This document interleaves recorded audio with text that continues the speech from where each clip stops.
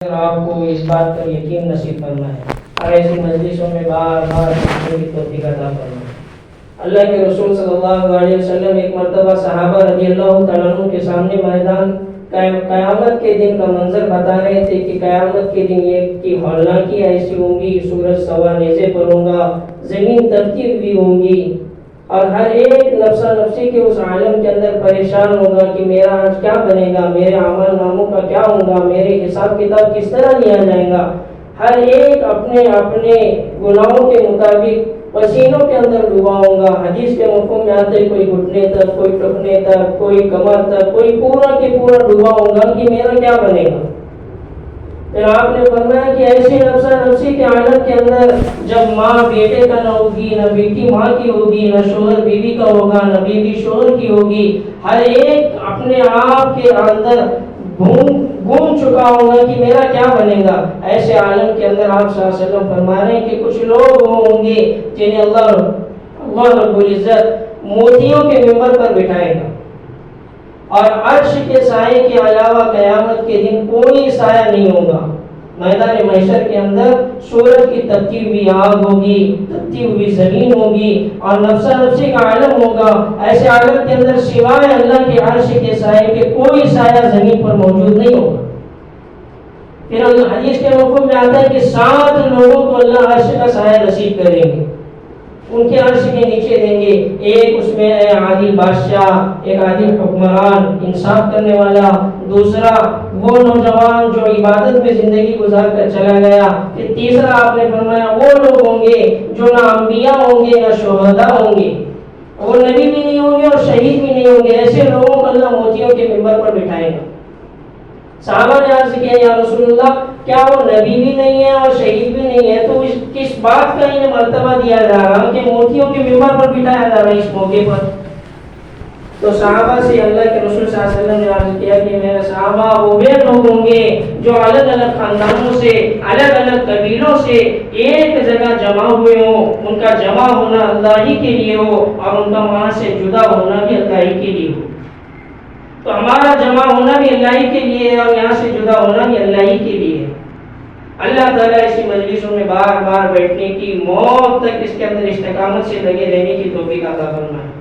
اصل مقصد جو ہے ہمیں دنیا کے اندر بھیجا گیا ہے، یہ ایمان بنانے کے لیے بھیجا گیا، اعمال بنانے کے لیے بھیجا گیا، نہ کہ دنیا کمانے کے لیے۔ لیکن آج پوری انسانیت کا علم یہ غلط ہو گیا، علم غلط ہونے کی وجہ سے عمل بھی غلط ہو گیا۔ جب علم غلط ہوتا ہے تو عمل خود بخود غلط ہو جاتا ہے۔ اسی لیے اللہ رب العزت نے انبیاء علیہ السلام کو دنیا کے اندر بھیجا کہ جاؤ اور بتلاؤ کہ یہ دنیا جس نے بنائی ہے اسے پہچانو، اس کی عبادت کر کے دنیا سے چلے آؤ۔ تم اپنی منمانی والی زندگی گزارنے کے لیے دنیا کے اندر نہیں گئے ہو، بلکہ اپنی ربانی زندگی گزار کر آ جاؤ۔ پھر آنے کے بعد کیا ہوگا؟ اللہ کہتے ہیں کہ میں تمہیں منمانی والی زندگی دوں گا۔ ہمیں کلمہ دیا گیا لا الہ الا اللہ محمد رسول اللہ صلی اللہ علیہ وسلم، کہ ہم نے کلمہ پڑھا ہے کہ نہیں کوئی معبود سوائے اللہ کے، اور حضرت محمد صلی اللہ علیہ وسلم اللہ کے رسول ہے۔ اس کلمے کی بنیاد کے اندر اپنا عقیدہ یہ ہے کہ اللہ کے سوا کوئی عبادت کے لائق نہیں، کوئی اس کے سوا کھلانے والا نہیں، کوئی اس کے سوا پلانے والا نہیں، کوئی اس کے سوا سلانے والا نہیں، کوئی اس کے سوا اٹھانے والا نہیں، کوئی اس کے سوا بٹھانے والا نہیں، کوئی اس کے سوا ذلتوں کا مالک نہیں، کوئی اس کے سوا عزتوں کا مالک نہیں۔ ایک تنے اللہ ہے جو زندگی اور موت کے فیصلے کرتا ہے، بیماری اور شفا کے فیصلے کرتا ہے، تندرستی اور فراخی کے فیصلے کرتا ہے، خوشحالی اور بدحالی کے فیصلے کرتا ہے، غمی اور خوشی کے فیصلے کرتا ہے۔ اللہ تعالیٰ خود فرماتا ہے کہ تم دنیا میں کتنی بھی خوشیاں منا لو، میں اگر چاہوں کہ آبا تمہیں رلانا چاہوں تو رلا کے رہوں گا، تم اگر کتنا بھی رونا چاہو، کتنا بھی کسی کو پریشان کرنا چاہو، تو میں ہوں جو ازحق و ابقا،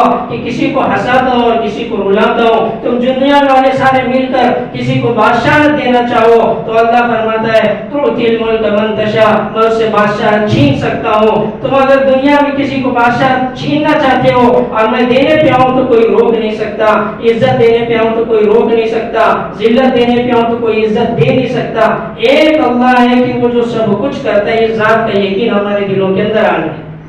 ہمارے دلوں کا یقین آج مال کے اوپر گیا، ہمارے دلوں کا یقین آج اسباب کے اوپر گیا کہ مال کمائیں گے تو ساری چیزیں بنیں گی، مال کمائیں گے تو گھروں کے اندر کھانا آئے گا، مال کمائیں گے تو ہمارے اوپر ساری مصیبتیں نہیں آ سکتی۔ یہ آج ہمارا دھوکہ ہے۔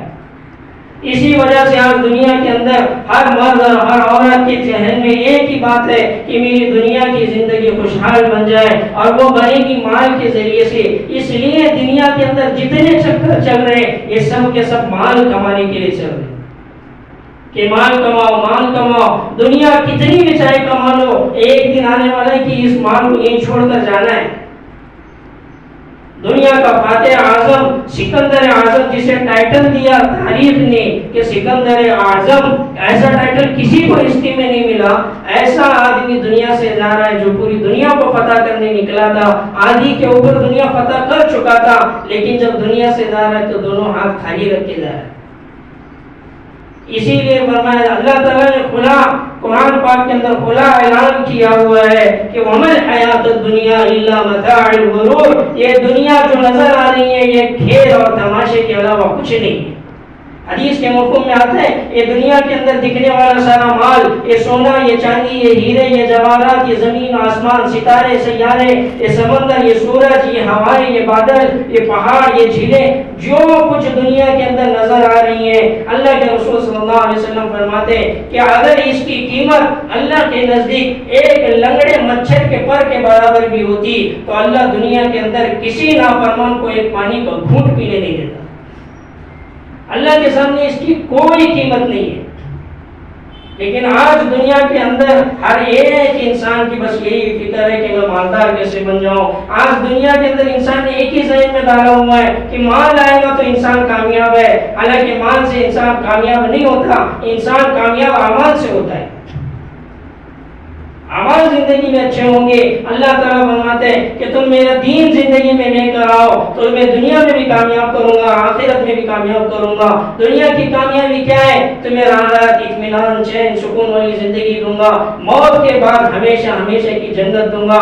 اگر دنیا کے پیچھے بھاگتے رہ جاؤ گے، اللہ تعالیٰ فرما رہے ہیں لَأُسَلِّطَنَّ عَلَيْكَ الدُّنْيَا، اگر دنیا کے پیچھے بھاگو گے تو ایسے دنیا کے پیچھے بھگاؤں گا کہ جیسا کہ ایک جنگلی جانور شکاری کو دیکھ کر دوڑتا ہے اور ایک وقت آتا ہے کہ وہ مر جاتا ہے، شکار ہو جاتا ہے اور گڑھے میں گر جاتا ہے، نہ اس کا دنیا کوئی ہاتھ میں آئی ہے نہ آنے والی۔ اسی طرح دنیا میں کتنا بھی دوڑ لگا لے انسان، چاہے کتنا بھی مال کما لے انسان، لیکن اس مال سے اس کا کوئی فائدہ نہیں ہوگا۔ بس رہتی دنیا کے اندر، اس رہتی زندگی کے اندر چند لمحات، چند زندگی کے کچھ لمحات عیاشی کے اندر گزارے گا، لیکن جب موت آئیں گی تو بڑے خسارے کے اندر چلا جائے گا۔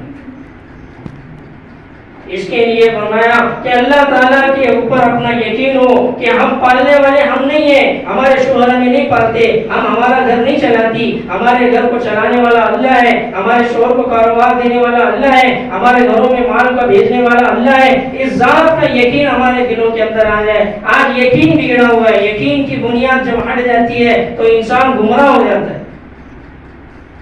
اس کے لیے بتلایا جاتا ہے کہ پہلی چیز جو ہے وہ ایمان بناؤ، اپنے دل کا یہ یقین بناؤ کہ دنیا میں جو کچھ ہو رہا ہے، میری زندگی میں جو کچھ ہو رہا ہے، اچھا ہو چاہے برا ہو، یہ سب کچھ اللہ کی مرضی سے ہو رہا ہے۔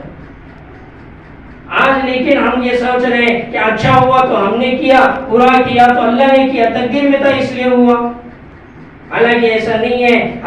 ہمارے ایمان والوں کے لیے اللہ کے نبی صلی اللہ علیہ وسلم نے 7 عقائد ہمیں سکھا کر گئے۔ اس کے اندر ایک عقیدہ یہ ہے کہ وَالْقَدْرِهِ خَيْرِهِ وَشَرِّهِ مِنَ اللَّهِ تَعَالَى وَالْبَعْثِ بَعْدَ الْمَوْتِ، تم اچھی بری تقدیر پر ایمان لاؤ کہ ہمارا ایمان ہے کہ تقدیر کے اندر اچھی چیزیں ہو رہی تو اللہ ہی کر رہا ہے، بری چیزیں ہو رہی تو یہ بھی اللہ ہی کر رہا ہے۔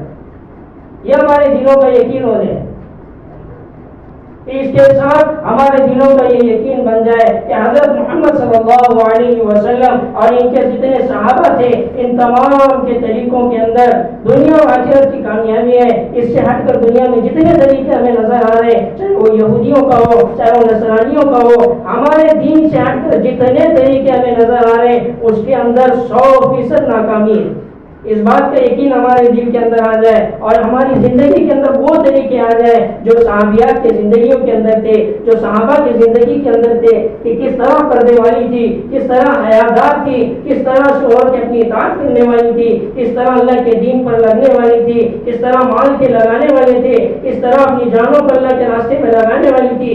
یہ ہمارے دلوں کے اندر آ جائے، اس پر ہماری زندگی آ جائے. ہماری دنیا میں آنے کا مقصد کمانا، کھانا اور سونا اور نکل جانا دنیا سے نہیں ہے. ہمارے زندگی کا مقصد اللہ کو دنیا سے منع کر جانا ہے. کہ دنیا کے اندر بھیجا ہے امتحان کے لیے. اللہ تعالیٰ دیکھنا چاہتا ہے لِيَبْلُوَكُمْ أَيُّكُمْ أَحْسَنُ عَمَلًا، کہ تمہارے اندر سب سے خوبصورت عمل کون کر کے آتا ہے، کون سب سے خوبصورت زندگی گزار کے آتا ہے. یہ میک اپ کرنا، یہ سجنا سنورنا، یہ خوبصورتی نہیں ہے. اللہ کے نزدیک خوبصورتی اعمال کے اندر ہے کہ نماز کتنی خوشی اور خضوع سے پڑھی جائے، نماز کے اندر کتنا دھیان ان کا اللہ کی طرف ہے، کتنا دھیان وہ بندہ اور بندی کا اللہ کی طرف اور اللہ کی طرف ہے، اور کتنا دھیان اس کے دنیا کے کاموں کے اندر لگا ہے. اللہ یہ دیکھے گا. اللہ تعالیٰ حدیث کے مفہوم میں فرماتے ہیں، حدیث قدسی کے اندر آتا ہے، جب بندہ اور بندی اللہ اکبر کہہ کر مصلی پہ کھڑی ہوتی ہے اور اللہ اکبر کہہ کے تکبیر لگاتی ہے اور ہاتھ باندھتی ہے تو اللہ کی رحمت اس کی طرف متوجہ ہوتی ہے اور اللہ تعالیٰ جنت کے دروازوں کو کھول کر اپنے ملائکہ اور حوروں کو بتلاتے ہیں کہ دیکھو میرا بندہ اور میری بندی میرے سامنے کس طرح آئے ہوئے ہیں، کس طرح سہمے ہوئے ہیں، کس طرح ڈرے ہوئے ہیں اور میرے سامنے کھڑے ہوئے ہیں. اس وقت تک اللہ دیکھتے رہتے ہیں، اس وقت تک اللہ اس کی رحمت برساتا رہتا ہے جب تک اس کا دھیان اللہ کی طرف ہو. پھر اللہ کیا کرتا ہے جب بندہ اور بندی کہتے ہیں الحمدللہ رب العالمین، اس کے لیے بولتے ہیں نماز جو ہے وہ اللہ سے بات ہے. اللہ سے بات کرنے کا جو طریقہ ہے وہ نماز میں. اللہ جو بات کرے گا وہ سننا جو ہے وہ ہے قرآن کے اندر. حضرت علی رضی اللہ عنہ فرماتے ہیں، ان کا قول ہے کہ میرا جب دل چاہتا کہ اللہ مجھ سے بات کرے تو میں قرآن پڑھتا ہوں، اور جب میرا دل چاہتا کہ میں اللہ سے بات کروں تو میں نماز پڑھتا ہوں. تو جب نماز کے لیے کھڑے ہوتے ہیں ہمارا یہ دھیان متوجہ ہے ہی نہیں. ہمارے دھیان کے اندر بس گھر کے کام ہے، کپڑے دھونا ہے، بھانڈے دھونا ہے، یہ کرنا ہے، پکانا ہے، بس دن بھر کے سارے کام ہمیں بس نماز کے اندر یاد ہے. سجدے کے اندر گئے یہ کام یاد آیا، رکوع کے اندر گئے وہ کام یاد آیا، قیام کے اندر کھڑے دوسرا کام یاد آیا. پوری کی پوری نماز، پوری دن بھر کے سارے چکر اسی نماز کے اندر آ جاتے ہیں. حالانکہ نماز اللہ سے لگانے کا ذریعہ ہے، اللہ سے لینے کا ذریعہ ہے. بندہ اور بندی، اللہ کہتا ہے کہ جب بندہ میرے سامنے کھڑا ہوتا ہے، بندی میرے سامنے کھڑی ہوتی ہے اور کہتی ہے الحمدللہ رب العالمین، تو میں فوراً جواب دیتا ہوں حمدنی عبدی، میرا بندہ اور میری بندی کیا میری تعریف بیان کرتی ہے کہ میں سارے عالم کا پالنے والا ہوں. جب کہتی ہے الرحمن الرحیم تو اللہ پھر جواب میں کہتا ہے اثنى علی عبدی، وہ میرا بندہ میری کیا رحمانیت بیان کر رہا ہے. جب بندہ اور بندی کہتی ہے مالک یوم الدین تو اللہ جواب میں کہتا ہے مجدنی یا عبدی، کہ بے شک ہاں تو نے میری بزرگی بیان کی، قیامت کے دن کا مالک میں ہی ہوں. جب یہ ساری بات ہو گئی، حجت پوری ہو گئی، اب اللہ کہتا ہے کہ پوری سورہ فاتحہ کی 7 آیتیں، اس میں سے 3.5 آیت بندہ اور بندی کے لیے، 3.5 جو ہے وہ اللہ کے لیے. اب اللہ جواب میں کہتا ہے کہ جب بندہ کہتا ہے ایاک نعبد و ایاک نستعین تو اللہ جواب میں کہتا ہے ھذا بینی و بین عبدی، یہ میرا اور میرے بندے کے درمیان کا معاملہ ہے. اب اللہ خوش ہوا اس تعریف سے تو اللہ سوال کرتا ہے کہ ما سائل، اب مانگ میرے بندے تجھے کیا مانگنا ہے. تو اللہ نے وہاں پر ہدایت کا مانگنا فرض کیا. ہدایت کا مانگنا ہماری شریعت کے اندر فرض ہے.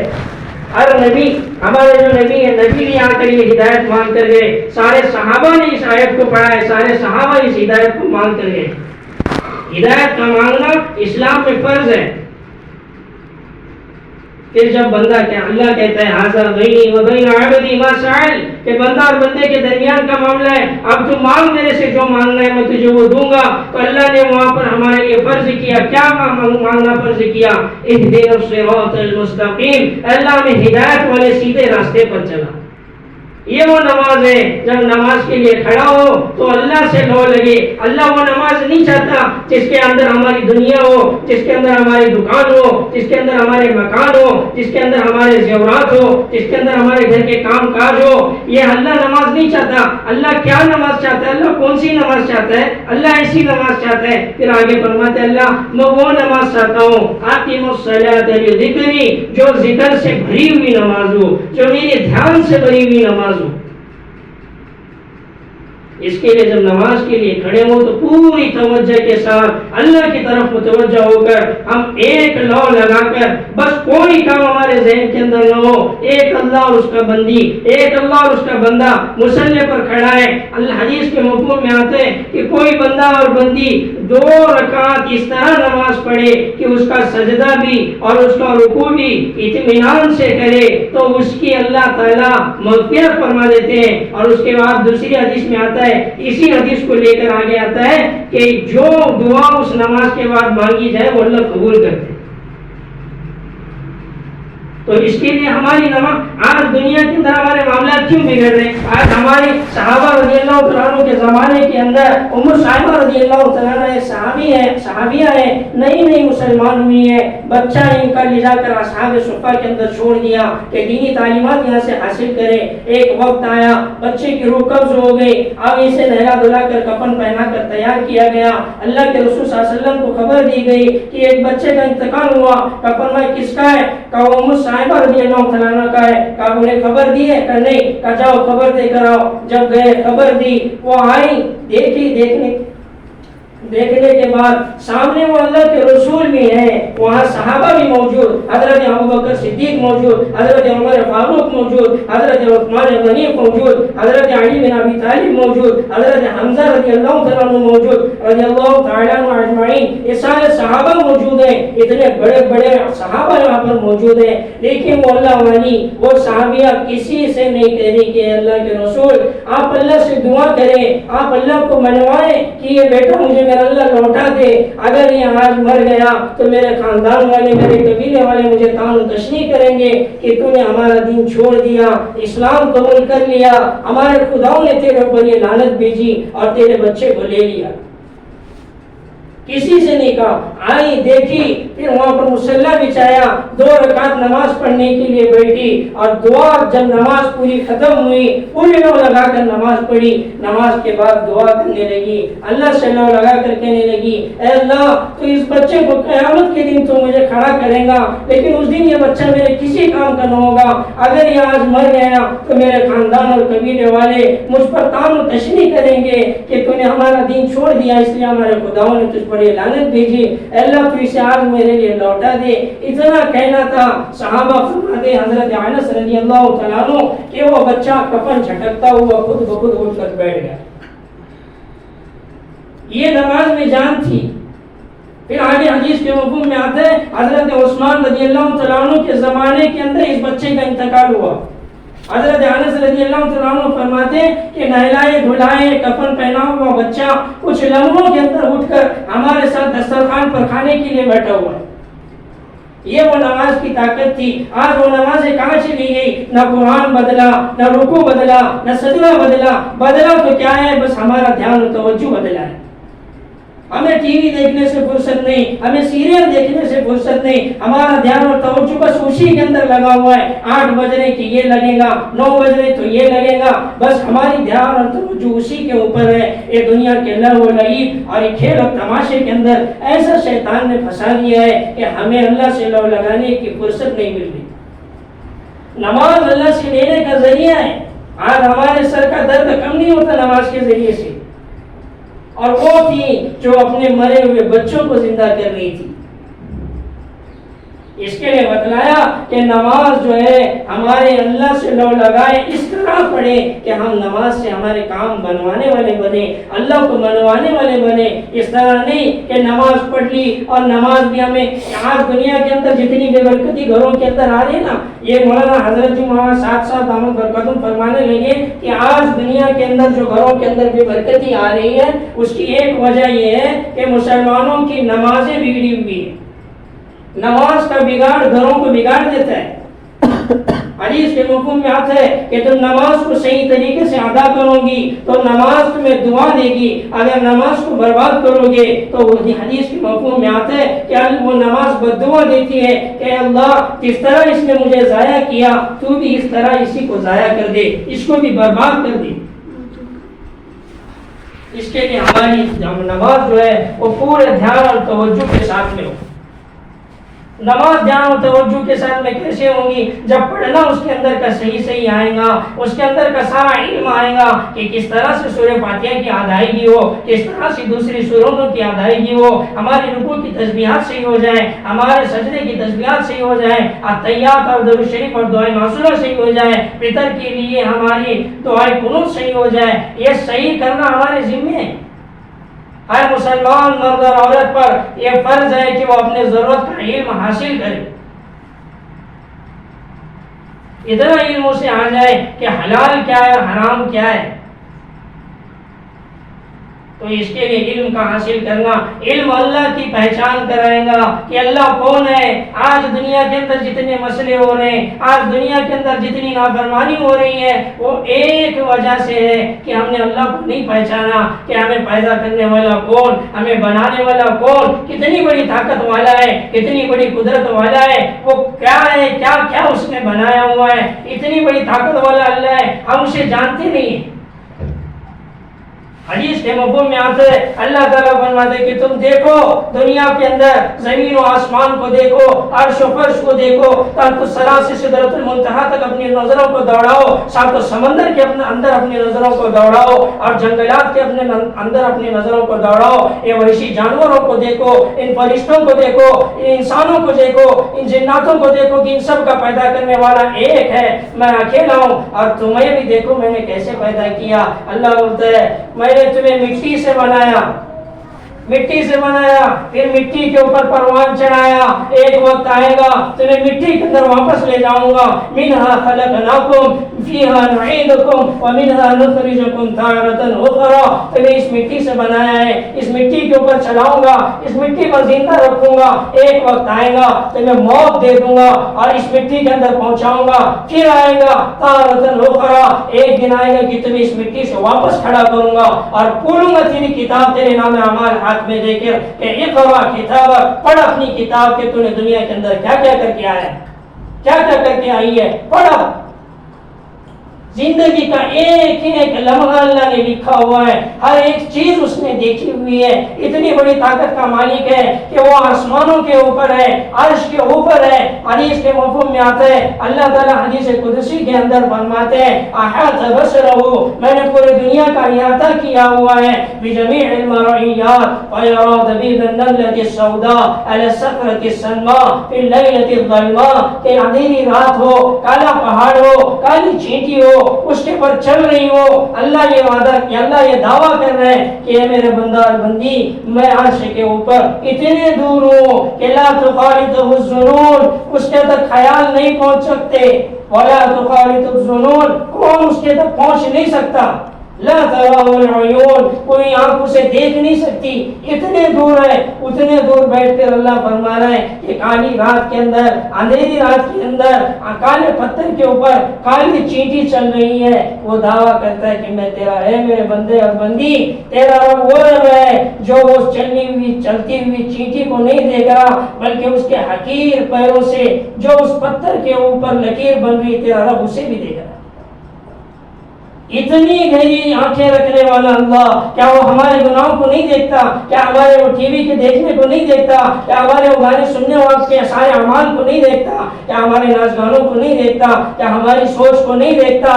اللہ فرماتے ہیں اے میرا بندہ اور بندی، تم دو الا هو رابعهم، تم دھیان رکھو کہ تیسرا میں وہاں موجود ہوں، تم تینوں الا هو سادسهم، تم یہ سوچ لو کہ چوتھا میں وہاں موجود ہوں۔ یہ نہ سوچنا کہ تم اکیلے ہو، اگر تم سوچتے ہو کہ میں اکیلا ہوں تو یاد رکھنا کہ میں ہوں الا هو معهم، تم کتنے بھی عادت جوڑ لو میں وہاں تمہارے ساتھ موجود ہوں، ہر چیز دیکھ رہے ہیں۔ ارے جبرائیل اور میکائیل اور اسرائیل اور اسرافیل کو بنانے والا اللہ اتنا بڑا طاقتور ہے کہ جبرائیل میکائیل تو دور کی بات ہے، ایک فرشتے کی جنس اللہ نے بنائی ہے جس کا نام ہے شدل و قلب۔ ایسا فرشتہ اللہ نے بنایا ہے، حدیث کے مفہوم میں آتا ہے کہ ساتوں سمندروں کا پانی اکٹھا کیا جائے اور صدر و کل کے انگوٹھے کے ناخن کے اوپر رکھا جائے، حدیث کے مفہوم میں آتا ہے کہ وہ پانی نیچے بھی نہیں آئے گا۔ اتنا بڑا فرشتہ اللہ نے بنایا، اتنی بڑی مخلوق کو چلانے والا، جبرائیل و میکائیل اور اسرائیل اور اسرافیل علیہ السلام کو چلانے والا اللہ، کیا ہم 5 فٹ کے انسان کو، مرد اور عورت کو نہیں چلا سکتا؟ کیا وہ اتنی قدرت نہیں رکھتا؟ جس نے اتنی بڑی جہنم بنائی، اتنی بڑی جنت بنائی، اتنی بڑی زمین و آسمان بنائے، یہ ساری چیزوں کو بنانے والا اللہ، کیا یہ 5-6 فٹ کے مرد اور عورت کو سیدھا نہیں چلا سکتا؟ یہ نہیں جھکا سکتا کہ اپنے سامنے؟ نہیں، یہ دنیا جزا سزا کی جگہ نہیں ہے۔ اللہ نے اختیار دیا ہے کہ تو اپنی زندگی کے اندر مجھے منع کرا یا مجھے نہ منع کرا، ایک دن تجھے میرے سامنے آنا ہے، اس دن تیرا فیصلے کا دن ہوگا، تب میں تیرا فیصلہ کروں گا کہ تو کس طرح سے زندگی گزار کر آیا ہے۔ آج گزار لے 50 سال 60 سال کی جو زندگی ہے، جتنی عیاشی میں گزارنا ہے گزار لے، جتنی منمانی سے گزارنا ہے گزار لے، جتنی نمازیں چھوڑ کے زندگی گزارنی ہے گزار لے، جتنی کوتاہیاں کرنی ہے کر لے، ایک دن آئے گا تو میرے سامنے تھڑک کر کہے گا کہ اللہ ایک موقع دے دے، سمعنا و بصرنا، میں نے تجھے دیکھ بھی لیا، تجھے سن بھی لیا، اللہ ایک موقع دے دے، دنیا کے اندر بھیج دے، تیری ایک پلک جھپکنے کے برابر بھی نافرمانی نہیں کروں گی، نہیں کروں گا۔ اللہ تعالیٰ کلام پاک کے اندر فرماتا ہے کلا، آج مہلت ختم ہو گئی، انہا کلمۃ هو قائلها، تیری باتوں کو ہوا میں اڑا دیا جائے گا، کوئی سننے والا نہیں ہوگا، پھر تو آنسوؤں سے روئے گا، گڑ گڑائے گا۔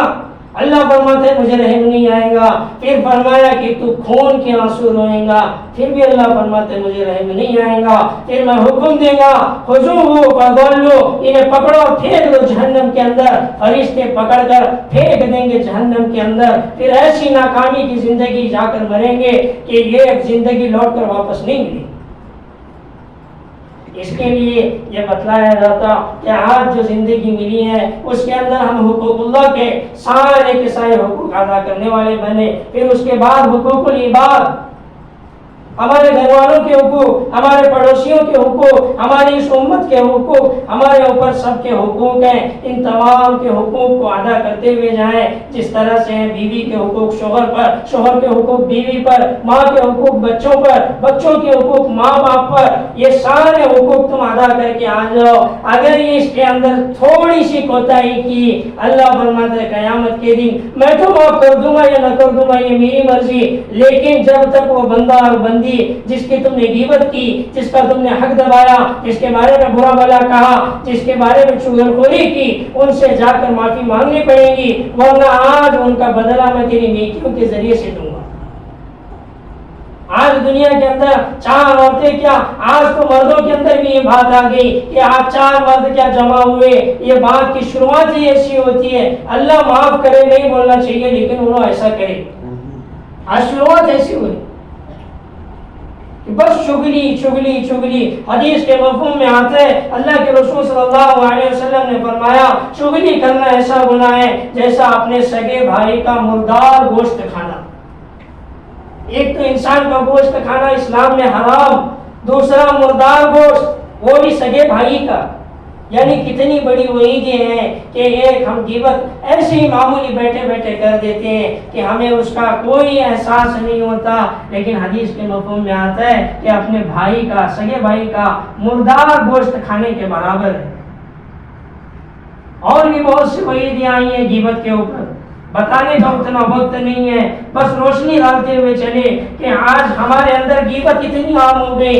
آج اگر غیبت کے اندر لگے ہوئے، لایانی کے اندر لگے ہوئے، چاہے تم قرآن کی تلاوت کرو، چاہے تم نماز خشوع و خضوع سے پڑھو، کوئی عمل قابل قبول نہیں ہوگا اگر اس امت کے کسی ایک فرد کا، کسی ایک بندی کا تم اگر پیچھے چگلی کرتے ہو، پیچھے اس کی غیبت گاتے ہو، اس کے پیچھے اس کی برائیوں کو بیان کرتے ہو، تو تمہارا کوئی عمل قابل قبول نہیں ہے۔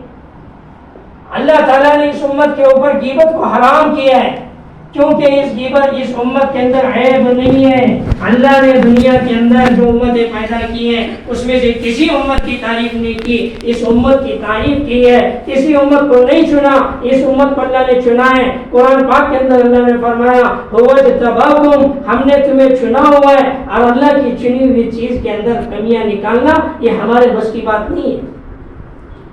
اگر ہم کمیاں نکالیں گے اللہ قیامت کے دن پوچھے گا کہ میں نے تمہیں بتایا تھا کہ اس امت کے اندر ہونے والا ہر فرد جسے میں نے چنا ہوا ہے وہ تباکم, میں نے چن کر بھیجا ہوا تھا, تم اس کی غیبت کیوں کرتے تھے, تم اس کے عیب کو کیوں اچھالتے تھے. پھر حدیث کے مفہوم میں آتا ہے اگر انک ان اتبعت عورات الناس افسدتهم او کدت عن تفسدهم, کہ تم لوگوں کے عیوب کو تلاش کرو گے تو تم انہیں خود بگاڑ دو گے, تم خود انہیں بگاڑ دو گے. تو اس کے لیے اس امت کے کچھ حقوق ہیں. اس امت کے حقوق کے اندر سب سے پہلا یہ حق ہے کہ اس امت کو ہم اللہ سے جوڑنے والے بن جائیں. ایک نکلی ہوئی جو اللہ سے بھولی ہوئی ہے, جو اللہ کے رسول کے طریقوں کو چھوڑ کر زندگی گزار رہی ہے, ان طریقوں کے اوپر کس طرح سے امت آ جائے, اللہ کی ماننے والی کس طرح بن جائے, یہ ہمارے ذمے,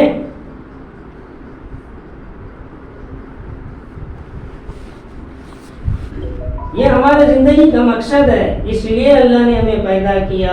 اللہ تعالیٰ کلام پاک کے اندر تعریف کر کر فرما رہے ہیں ہماری تعریف نہ حج کے عنوان پر ہوئی, ہماری تعریف نہ روزوں کے عنوان پر ہوئی, ہماری تعریف نہ نماز کے عنوان پر ہوئی, کیونکہ پچھلی امتوں پر بھی نماز فرض تھی, پچھلی امتوں پر بھی حج فرض تھا, پچھلی امتوں پر بھی زکوٰۃ فرض تھا, لیکن ان کے اوپر دعوت کا کام فرض نہیں تھا. اس امت کے اوپر دعوت کا کام فرض ہے. جس نے بھی لا الہ الا اللہ محمد رسول اللہ صلی اللہ علیہ وسلم پڑھا ہے, جس نے بھی اللہ کے رسول صلی اللہ علیہ وسلم کو آخری نبی سمجھا ہے, اس کے اوپر یہ کام ذمہ ہے کہ وہ یہ دعوت کا کام کرے. ایک عقیدہ, آج ہمیں صرف اتنا معلوم ہے کہ لا الہ الا اللہ, ایک اللہ ہے, اس کی عبادت کرو, ایک ہی معبود ہے جس کا اس کے سوا کوئی معبود نہیں. دوسرا محمد رسول اللہ صلی اللہ علیہ وسلم اللہ کے رسول ہے. ہم نے یہ سمجھا ہے کہ اس بات کو ہم نے مان لیا تو ہم ایمان والے ہوں گے. نہیں, اس کے اندر ایک عقیدہ یہ ہے کہ ہمیں ہمارے نبی کو آخری نبی ماننا پڑے گا. اگر یہ ہمارا یقین ہے کہ آگے کوئی نبی آئے گا تو ہم ایمان والے نہیں ہیں, ہم مسلمان نہیں ہیں. مسلمان ہونے کے لیے شرط ہے کہ اللہ کے رسول کو رسول مانے اور آخری رسول مانے. اللہ کے رسول صلی اللہ علیہ وسلم نے فرمایا انا امام الانبیاء, میں انبیاء کا امام ہوں. انا نبی الانبیاء, میں نبیوں کا بھی نبی ہوں. پھر آگے فرمایا انا خاتم النبیین, میں آخری نبی ہوں. تو دعوت کی محنت ہمارے اوپر فرض ہے. اللہ تعالیٰ اس بنیاد کے اوپر ہماری تعریف کر رہے ہیں کنتم خیر امۃ اخرجت للناس تعملون بالمعروف وتنهون عن المنکر وتؤمنون باللہ. اے میری امت, اے پیاری امت, کنتم خیر امۃ, تم بہترین امت ہو. اخرجت للناس, تمہیں نکالا گیا ہے انسانوں کے نفع کے لیے. کیا نفع پہنچاتی ہو؟ تعملون بالمعروف وتنهون عن المنکر, تم بھلائی کا حکم کرتی ہو اور برائی سے روکتی ہو. پھر آگے فرمایا وتؤمنون باللہ, کہ ایک اللہ پر ایمان رکھتی ہو اور اس کا صلہ بھی ایک اللہ سے لیتی ہو. یہ دعوت کی بنیاد کے اوپر اللہ نے ہماری تعریف کی ہے. پھر آگے فرمایا وَكَذَلِكَ جَعَلْنَاكُمْ أُمَّةً وَسَطًا, تمہیں ہم نے امت واسطہ پیدا کیا ہے کہ تم بندوں اور اللہ کے درمیان واسطہ ہو. جس طرح تمہارے اور اللہ کے درمیان نبی واسطہ تھے, اس طرح سے تم, اب نبی نہیں آئیں گے تو آنے والے تمام لوگوں کے لیے, ان لوگوں کے اور اللہ کے درمیان تم واسطہ ہو. اللہ فرماتے ہیں وَكَذَلِكَ جَعَلْنَاكُمْ أُمَّةً وَسَطًا, ہمیں تم نے امت وسطہ بنا کر پیدا کیا ہے.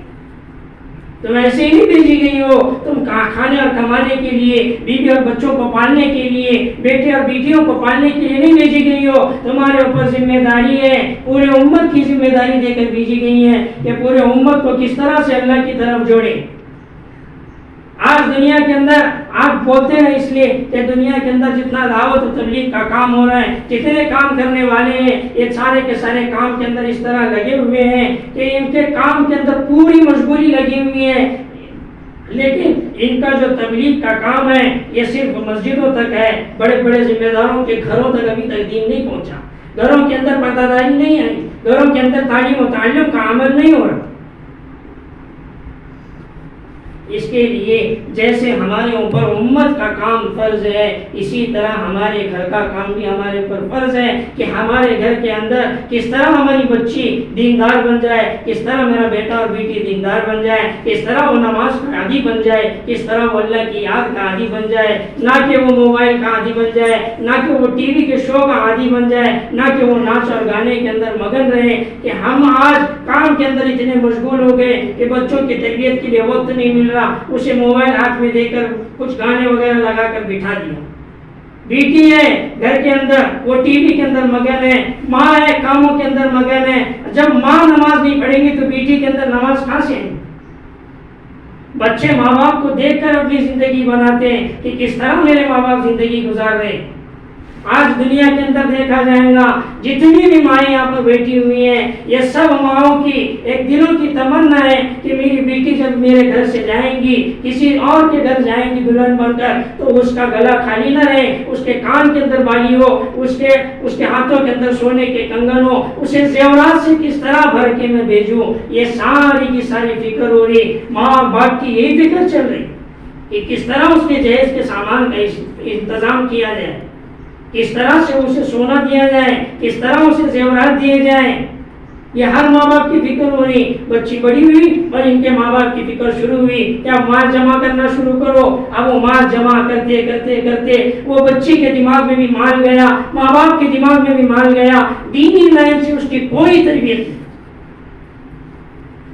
کوئی اسکول اور کالج کے اندر سکھایا نہیں جاتا کہ اللہ کی مان کر چلو، اللہ کے رسول کی مان کر چلو، ماں باپ کی اطاعت کرو، اور ماں باپ تمہارے لیے جنت کا دروازہ باپ ہے، جنت تمہارے ماں کے قدموں کے نیچے ہے، یہ کوئی اسکول اور کالج والے نہیں بتاتے۔ تو آج یہ سب لوگ مگن ہیں کہ میری بیٹی گھر سے یہاں جائیں گی تو زیورات سے خالی نہ جائے، چاہے وہ میری بیٹی اخلاق سے خالی جائے تو چلے گا، عادات سے خالی جائے تو چلے گا، نماز کی عادت سے خالی جائے تو چلے گا، اللہ کی یاد سے خالی جائے تو چلے گا، لیکن زیورات بھرے ہونے چاہیے۔ ایسی تربیت سے اس ماں کا بیڑا بھی غرق ہے اور اس بیٹی کا بیڑا بھی غرق ہے۔ قیامت کے دن اللہ ماں باپ کو اٹھا کر پوچھے گا کہ تمہیں میں نے 2 اولادیں دی، تمہیں میں نے 4 اولادیں دی، بتلاؤ کہ تم نے ان کی کیا تربیت کی۔ یہ کوئی مرد اور عورت اللہ سے نہیں حجت ڈال سکتا کہ اللہ ان کو پالنے کے اندر میرا وقت چلا گیا، ان کو کھلانے کے لیے میرا وقت چلا گیا۔ اللہ فرمائے گا میرے بندے تو پہلی آیت پڑھ، الحمدللہ رب العالمین، بے شک سارے عالموں کا پالنے والا اللہ ہے۔ جب رب میں ہوں، پالنے والا میں ہوں، تو پالنے کی کیوں ذمہ داری لے رہا ہے، کیوں اس کے لیے پریشان ہو رہا ہے؟ تو اس کی تعلیم کی، تربیت کی فکر کر۔ اللہ سے کوئی حجت نہیں کر سکتا۔ اللہ نے ساری حجت دنیا کے اندر پوری کر دی ہے کہ تربیت بچوں کی ہمارے ذمے، ہمارے گھر کے ماحول بدل جائے، ہمارے گھر کے اندر تعلیم و تعلم والا عمل ہو، ہمارے گھر کے اندر 5 اعمال کے ساتھ میں تعلیم ہو، نمازوں کا اہتمام ہو۔ نماز کا وقت ہو گیا، آج ماؤں کے ہاتھوں کے اندر سے ہاتھ سے ریموٹ نہیں چھوٹتا۔ آج اتنا باطل گھروں کے اندر گھسا ہوا ہے، اتنا چھوٹا ہوا ہے، لائٹ گئی تو موبائل کے اندر وہ سیریل دیکھ رہے، بولے کیا ارے وہ ٹائم چھوٹا تو وہ دکھے گا نہیں بعد میں۔ آج اتنا اس کو اپنے آپ کے لیے عادی بنا لیا، اتنی ضرورت سمجھ رہے ہیں اپنے آپ کے لیے، اب کھانا اتنی ضرورت نہیں سمجھ رہے، کھانا آگے پیچھے کر رہے لیکن وہ ٹائم نہیں چھوڑ رہے۔ کیا اللہ کو جواب دیں گے؟ یاد رکھو آج دنیا کے اندر کتنی عیاشی کرنا ہے کر لو، ایک وقت آئے گا دنیا کی یہ آنکھیں بند ہوں گی، قبر کے اندر لے جا کر لٹایا جائے گا، اس اندھیری قبر کے اندر نہ شوہر ساتھ آئے گا، نہ بیوی ساتھ آئیں گی، نہ باپ ساتھ آئے گا، نہ ماں ساتھ آئیں گی، وہ قبر کے اندر اکیلے کو سونا پڑے گا، نہ کوئی بجلی کا انتظام ہوگا، نہ کوئی مہمان پڑوس میں سوئے گا، چاہے کتنا ہی محبت کرنے والا شوہر کیوں نہ ہو، چاہے کتنی محبت کرنے والی بیوی کیوں نہ ہو، وہ مرنے کے بعد میت ہی کہلائیں گی، اس کی کوئی حیثیت نہیں ہوگی، جا کر قبر کے اندر دفنا دیا جائے گا، اکیلے کو سونا پڑے گا، اکیلے کو سونا پڑے گا، حساب دینے کے لیے کوئی نہیں آئے گا۔ آج پڑا ہے قبر کے اندر اکیلا، آج اکیلی قبر کے اندر پڑی ہے، کیا لائی منکر نکیر آئے، کیا لائی کا دنیا کے اندر سیریل میں وقت گلایا، کیا لائی کا دنیا کے اندر ناچ گانے میں وقت گلایا، کیا لائی کا چگلی کے اندر وقت گلایا۔ اللہ اکبر، اس کا بیڑا ایسا گھر کو ہوگا۔ حدیث کے مفہوم میں آتا ہے کہ ایک اژدہا اللہ زمین کے اندر سے نکالے گا، ایک ڈنک مارے گا، 70 ہاتھ اندر دھس جائیں گے۔ ہم نے معمولی سمجھا ہوا ہے، آخرت کا جو منظر اللہ نے بیان کیا ہے ایسا ہولناک منظر ہے کہ اگر وہ قرآن پڑھیں گے، اگر قیامت کا منظر پڑھیں گے تو انسان کے جسم پر کانٹے آ جاتے ہیں کہ اللہ نے کیا نظام بنا کے رکھا ہے اور آج ہم کیا زندگی گزار کر جا رہے ہیں۔ اللہ فرما رہے ہیں کہ تم دیکھ رہے ہو آج دنیا کے اندر ایک انسان کی موت، 2 انسان کی موت، 100 کی موت، ایک دن آئے گا اذا زلزلت الارض زلزالہا، میں زمین کو ہلا دوں گا، زلزلہ لے آؤں گا، اذا السماء انفطرت، آسمان کو پھاڑ دوں گا، واذا البحار فجرت، یہ پانی جو سمندر نظر آ رہے ہیں ان کے اندر آگ لگا دوں گا، وَإِذَا النُّجُومُ انْكَدَرَتْ، سارے ستاروں کو مار دوں گا، وَإِذَا الْوُحُوشُ حُشِرَتْ، سارے جنگلی جانوروں کو ایک ساتھ موت دے دوں گا، سب کو موت کے گھاٹ سلا دوں گا۔ پھر ایک دن آئے گا قیامت کے دن، تم سب کو اٹھاؤں گا، تمہارے زبان سے نکلے گا یا ویلنا من بعثنا ومن مرقدنا هذا ما وعد الرحمن وصدق المرسلون، ہائے ہمیں کس نے جگہ دیا، ہم مر جاتے تو اچھا ہوتا، ہمارا بھول کر بھلا دیا تو اچھا ہوتا، آج ہمیں کس نے جگہ دیا؟ تو مسلمان کہیں گے هذا ما وعد الرحمن، یہ وہ وعدہ ہے رحمان کی طرف سے جس نے کہا تھا رسولوں کے ذریعے سے، وصدق المرسلون، کہ رسولوں کے ذریعے فرمایا تھا کہ تمہیں موت کے بعد اٹھایا جائے گا۔ تب تک قیامت جب تک نہیں آتی تب تک قبر کے اندر لیٹے رہنا ہے، اور وہ جہنم اگر دنیا کے اندر عیاشی سے زندگی گزار کر چلے گئے، اللہ کی نافرمانی سے زندگی گزار کر چلے گئے، تو یاد رکھنا قیامت کے دن اللہ نے وہ عذاب تیار کر کے رکھا ہے۔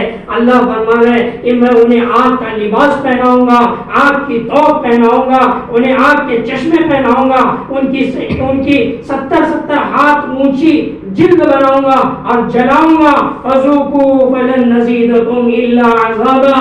اللہ فرماتے ہیں کہ ایسا عذاب ہوگا کہ ایک لمحے کے لیے بھی کم نہیں ہوگا، بڑھتا جائے گا۔ علماء فرماتے ہیں پورے قرآن کے اندر سب سے خطرناک آیت، سب سے دہشت والی آیت، اشد علی آیت علی اہل النار، کہ سارے جہنمیوں کے لیے سب سے زبردست آیت جو اللہ نے فرمائی، وذوقوا فلن نزیدکم الا عذابا، کہ سب سے خطرناک عذاب انہیں بڑھاتا رہے گا اللہ۔ جہنم کی آگ معمولی سمجھیے، حدیث کے مفہوم میں آتا ہے اللہ کے رسول صلی اللہ علیہ وسلم نے فرمایا جہنم میں جلتے ہوئے آدمی کو دنیا سے نکالو اور دنیا کے اندر 1 لاکھ کے مجمع کے اندر اسے 20 میں بیٹھا دو اور اسے صرف 1 مرتبہ سانس چھوڑنے کے لیے کہو کہ وہ 1 مرتبہ مجمع میں بیٹھے اور ایسے کرے۔ حدیث کے اندر آتا ہے کہ 1 لاکھ کا مجمع جل کر خاک ہو جائے گا۔ جبریل امین نے فرمایا یا رسول اللہ اگر جہنم کی دیوار کے اندر 1 سوئی کے برابر سوراخ کیا جائے، اس کے اندر سے آنے والے جو دھواں اور جو بھاپ ہے اس سے ساری دنیا جل کر خاک ہو سکتی ہے۔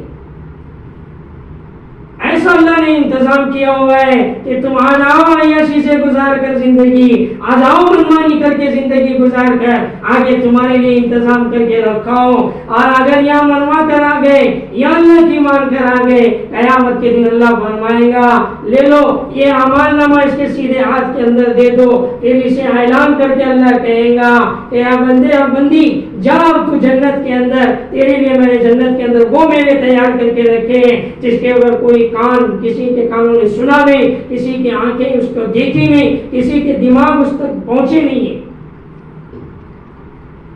ایسی نعمت اللہ نے تیار کر کے رکھی ہے۔ موت کے بعد جو آخرت کی آنے والی زندگی ہے، یقین مانو ایک بار موت دنیا میں آئی، اس کے بعد جب اللہ زندہ کرے گا پھر موت نہیں آئے گی۔ اگر گناہگاری سے زندگی گزار کر گئے تو ہمیشہ کے لیے ناکام ہو گئے، اگر نیکی کے ساتھ زندگی گزار کر گئے، اللہ کو منوا کر زندگی گزار کر گئے، یقین مانو موت کے بعد موت نہیں آنے والی۔ جب اٹھایا جائے گا تو وہ ہمیشہ کی زندگی ہوگی۔ فَإِنَّهَا جَنَّةٌ عَبَدًا، اللہ فرماتا ہے کہ ہمیشہ کے لیے جنت کے اندر بھیج دیا جائے گا۔ وہاں کیا ہوگا؟ کھانے کے لیے اچھے اچھے میوے ہوں گے۔ اللہ فرماتا ہے کہ میں نے وہاں تمہارے لیے زواتا افنانا، کہ ایسے میوے لٹکائے ہوئے ہیں، زمین پر لیٹ کر کھاؤ گے تو وہ انگور تمہارے چہرے تک آ جائیں گے، تمہیں اٹھنے کی زحمت نہ کرنی پڑے گی۔ تمہارے لیے بھنے ہوئے گوشت آئیں گے، بھرے ہوئے شراب آئیں گے، بھرے ہوئے جام آئیں گے، بشرط یہ ہے کہ دنیا کے اندر مجھے منوا کر آ جاؤ، میری مان کر آ جاؤ، میرے رسول کے طریقے پر آ جاؤ۔ کسی ایک صحابی کی اتباع کر لو، ایک صحابیہ کی اتباع کر لو، تم کامیاب ہو جاؤ گے۔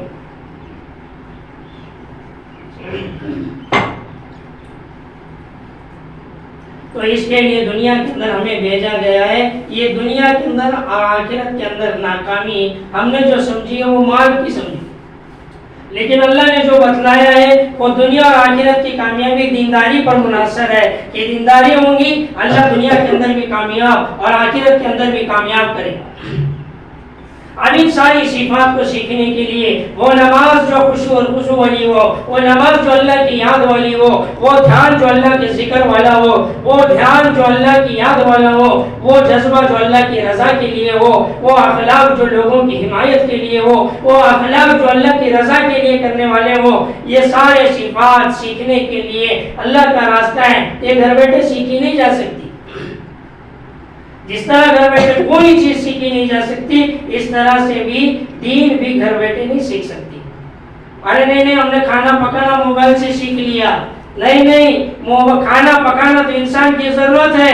اس کام کے اوپر تو دنیا اور آخرت کا کامیابی کا انحصار ہے کہ دنیا اور آخرت کی کامیابی اس کے اوپر مشتمل ہے۔ اس کے لیے ہمارے ذمے ہے کہ ہم بھی دیندار بنے اور بھٹکی ہوئی عیسائی امت کے اندر جتنے لوگ ہیں ان تمام کو اللہ سے جوڑنے والے بنے۔ کس طرح سے یہ لوگ اللہ سے ماننے والے بنے، اللہ سے مانگنے والے بنے، اس کے ماننے والے بنے، رسول کے ماننے والے بنے، یہ ہمارے ذمے ہیں۔ اسی طرح سے ہماری جماعت بھی یہاں پر آئی ہوئی ہے کہ اسی کام کو لے کر ہم نکلے ہیں، جس کام کو اللہ کے رسول صلی اللہ علیہ وسلم لے کر نکلے تھے، ان کے صحابہ نکلے تھے، ہم انہی کی اتباع کرتے ہوئے آئے ہیں۔ اللہ کے رسول صلی اللہ علیہ وسلم نے فرمایا اصحابی کالنجوم، میرے صحابہ ستاروں کے مانند ہیں، بِأَيِّهِمْ اقتدیتم، کسی ایک کی بھی اقتدا کر لو گے، اہتدیتم، ہدایت کو پا جاؤ گے، کامیاب ہو جاؤ گے۔ تو ہم اسی کی نقل اتارتے ہوئے آئے اللہ کے راستے میں۔ ہماری جماعت آپ کے یہاں آئی ہے، یہ جماعت کا کام کوئی فرقہ نہیں، کوئی جماعت نہیں، کوئی دنگستی نہیں، یہ کام جو ہے وہ اللہ اس کے رسول کا کام ہے۔ اللہ کے رسول صلی اللہ علیہ وسلم نے حجۃ الوداع کے اندر فرمایا، یہ حدیث متواتر ہے جس کے ہزاروں صحابہ راوی ہیں، اس حدیث کا کوئی دنیا کے اندر انکار نہیں کر سکتا۔ اللہ کے رسول صلی اللہ علیہ وسلم نے فرمایا کہ میں آخری نبی ہوں، انا خاتم النبیین۔ آپ نے فرمایا لا نبی بعدی، اے میری امت میرے بعد کوئی نبی نہیں، ولا بعد امتکم، تمہارے بعد کوئی امت نہیں۔ پھر تم کیا کرو؟ جو دین میں نے تم تک لا کر پہنچایا ہے، الا فلیبلغ شاہد الغائب، جتنے غائبین ہیں جو یہاں موجود نہیں ہیں ان تک پہنچانا یہ تمہارے ذمے ہے۔ تو یہ دعوت کا کام ہمارے اوپر ذمے ہے کہ ہم لوگوں کو اللہ سے ملانے والے بنیں۔ دعوت کا کام ہمارے لیے ایسا لگتا ہے کہ بہت مشکل کام ہے، نہیں یہ کام اللہ نے ہماری فطرت کے اندر رکھا ہوا ہے۔ اس امت کو اللہ نے اسی کام کے لیے پیدا کیا ہے۔ اس کا امت کے اندر ہر فرد، ہر مرد، ہر عورت یہ داعیانہ صفت لے کر پیدا ہوتی ہے کہ اس کے اندر دعوت دینے والی صفت اللہ نے پہلے سے رکھی ہے، کیونکہ اس امت کا نام یہ اللہ نے داعیانہ امت ہے۔ تو اس کے لیے جس طرح سے ہم اللہ کے راستے میں آئے ہیں اس طرح سے آپ سب بھی اللہ کے راستے میں نکلے، اپنے ارادے ظاہر کریں کہ آپ بھی، آپ کے گھر والے بھی، آپ کے شوہر بھی، یہ سب لوگ اللہ کے راستے میں نکلنے والے کس طرح بن جائیں، اس کی فکر کریں اور تشکیل میں اپنے نام لکھائیں۔ اور اس سے سب سے ضروری بات ہمارے گھروں کی تعلیم ہے۔ آج ہمارے گھروں کے ماحول کو ہم دیکھیں گے، آج ہمارے گھروں کے، آج جو مسلمان کے گھر صحابہ کے زمانے میں تھے، کسی کے گھر کے باہر سے جاتے تو قرآن کی تلاوت کی آواز آتی، کسی کے تعلیم و تعلم کی آواز آتی۔ آج مسلمانوں کے گھر کے باہر سے جا رہے ہیں تو لڑائی اور جھگڑے کے علاوہ آواز نہیں آتی، ناچ اور گانے کے علاوہ آواز نہیں آتی۔ اس ماحول کو بدلنا ہے کہ آج ہمارے اندر بھی وہ دینداری آ جائے جو دینداری صحابہ کے اندر تھی، ہمارے گھروں میں بھی وہ تعلیم والا ماحول آ جائے جو صحابہ کے گھروں کے اندر تھا۔ تو ہمارے گھروں کے اندر 5 اعمال کے ساتھ میں ہر ایک یہاں پر بیٹھی ہوئی مستورات سب اپنا ارادہ کریں کہ آج سے ہمارے گھروں کے اندر تعلیم والا عمل مستقل ہوگا، روزانہ ہوگا۔ جس طرح روزانہ ایک عمل چلتے آ رہا تھا کہ اس وقت میں یہ ٹی وی کا سیریل لگ رہا ہے، اس میں دیکھنے کے لیے بیٹھنا ہے، آج سے ارادہ کر لو کہ یہ سب بند کر دیں گے اور آج سے اسی وقت میں تعلیم والا عمل گھر کے اندر کریں گے۔ پھر دیکھو جو اطاعت نہیں کرنے والی بیٹی ہے وہ ایک لفظ پر ماں باپ کی کس طرح اطاعت کرتی ہے، پھر وہ بیٹا کس طرح ماں باپ کی خدمت کرنے والا بنتا ہے۔ آج انہیں دین کا پتہ نہیں ہے، آج اللہ رسول کا پتہ نہیں ہے، اس لیے ماں کے ایک حکم پر بیٹی سوال لڑا لی، باپ کے ایک حکم پر بیٹا آنکھ دکھا رہا ہے۔ یہ کیوں ہوا؟ کیونکہ آج دینداری نہیں ہے، گھروں کے اندر دین کے اعتبار سے تعلیم نہیں ہے۔ اس لیے ہمارے گھروں کے اندر تعلیم والا عمل روزانہ ہو، روزانہ 5 اعمال کے ساتھ میں تعلیم ہو۔ پہلا عمل جو ہے وہ قرآن پاک کے فضائل میں سے پڑھیں، پھر قرآن پاک کے تجوید کے حلقے لگائیں، پھر اس کے بعد 7 حصوں میں سے تعلیم کے تھوڑا پڑھ لیں۔ بڑی حدیث ہو تو 1 مرتبہ، چھوٹی حدیث ہو تو 3 مرتبہ، اس طرح سے پڑھ لیں۔ پھر اس کے بعد میں سے 6 صفات کا مذاکرہ کریں، پھر اس کے بعد تشکیل کریں کہ اللہ کے راستے میں ہمارے گھر سے کون جائے گا، کون سا مرد بھیجیں، کون مستورات کی جماعت میں جائیں گے، اس کی تشکیل ہو۔ پھر آخری امور 5واں جو ہے وہ مشورہ کریں کہ کل کے دن کی تعلیم کون کرے گا، اس کی پوری فکر کریں۔ اور اپنے جو ہفتے واری اجتماعات ہوتے ہیں، ایک سنیچر کے دن ہوتا ہے اس کے یہاں بھی پہنچے، اور ایک جمعرات کے دن ہوتا ہے وہاں بھی پہنچے، اور ایک جمعہ کے دن ہوتا ہے وہاں بھی سارے کے سارے پہنچنے کی فکر کریں اس کی، اور اس کی فکر کریں کہ گھروں کے اندر ہمارا تعلیم والا عمل ہو۔ تشکیل کے اندر سب نامے لکھائیں، دعا کریں۔ اللهم لك الحمد كما أنت أهله، فصل على سيدنا محمد كما أنت أهله، وفاعل بنا ما أنت أهله، فإنك أهل التقوى وأهل المغفرة. اللهم أعط نفوسنا تقواها وزكها أنت خير من زكاها، أنت وليها ومولاها. اللهم إنا نسألك من الخير كله عاجله وعاجله ما علمناه منه وما لم نعلم. اللهم إنا نسألك من الشر كله عاجله وعاجله ما علمناه منه وما لم نعلم. اللہ رحم کا، کرم کا، عافیت کا، سہولت کا، درگزر کا معاملہ فرما۔ اللہ جتنے گناہ ہیں ان تمام گناہوں کو نیکیوں میں بدلنے کے فیصلے فرما۔ اللہ پوری امت کے گناہوں کو معاف فرما، پوری امت کے خطاؤں کو درگزر فرما۔ اے اللہ ہم تیرے راستے کے اندر نکلے ہوئے ہیں، اے اللہ اس طرح پوری امت کے اندر سے بھی تیرے راستے میں نکلنے والے لوگ بن جائیں، ایسے فیصلے فرما۔ اے اللہ اس بستی کے اندر ہمارے جماعت کے آنے سے ہدایت کے پھیلنے کے عام فیصلے فرما۔ اے اللہ اس دعوت والی محنت کو پورے دنیا کے اندر عام و تمام فرما۔ اے اللہ اس دنیا کے اندر ہمارے اس کام کو لے کر چلنے والے جتنے بھائی ہیں ان تمام کی حفاظت عطا فرما، ان تمام کے گھروں کی حفاظت عطا فرما، ان کی جان کی، مال کی، عزت کی، آبرو کی حفاظت عطا فرما۔ اے اللہ جو بھی ہم ارادے کریں گے نکلنے کے تیرے راستے میں، اے اللہ ان کا نکلنا آسان فرما، ان کے راستے میں آنے والے روڑے رکاوٹوں کو دور فرما۔ اے اللہ ان کے ارادوں کو قبول فرما۔ اے اللہ جو حاجات کی وجہ سے نکل نہ سکے اللہ ان کا بھی نکلنا قبول فرما۔ اے اللہ ان کے ارادوں کو قبول فرما، انہیں پورا اجر و ثواب عطا فرما۔ اللہ مرحومین کی مغفرت عطا فرما۔ اللہ جو زندہ انہیں نیک صالح زندگی گزارنے کی توفیق عطا فرما۔ اے اللہ مانگنا بہت کچھ ہے، اے اللہ ہم اپنے عقل سے محدود ہیں، اپنے الفاظ سے محدود ہیں، اے اللہ ہم نے اپنے عقل کے موافق مانگا ہے، اے اللہ تو اپنے شاعر شان کے موافق عطا فرما۔ اللہ ہماری اس ٹوٹی پھوٹی دعا کو تیرے پیارے حبیب جناب محمد رسول اللہ صلی اللہ علیہ وسلم کے صدقے میں قبول فرما۔ اے اللہ جنہوں انہوں نے دعا کے لیے کہا ہے، لکھا ہے، جو متوقع ہے، جو ہم پر حق رکھتے ہیں، اللہ ان تمام کی حاجات کو تو قبول فرما، پورا فرما، اپنے غیب کے خزانے سے پورا فرما، ہماری اس ٹوٹی پھوٹی دعا کو تو محض اپنے فضل و کرم سے اپنے رسول اللہ صلی اللہ علیہ وسلم کے صدقے تو فعل میں قبول فرما۔ ربنا تقبل منا انك انت السميع العليم وتب علينا انك انت التواب الرحيم، وصلى الله تعالى على خير خلقه محمد وعلى وصحبه اجمعين برحمتك يا ارحم الراحمين، والحمد لله رب العالمين۔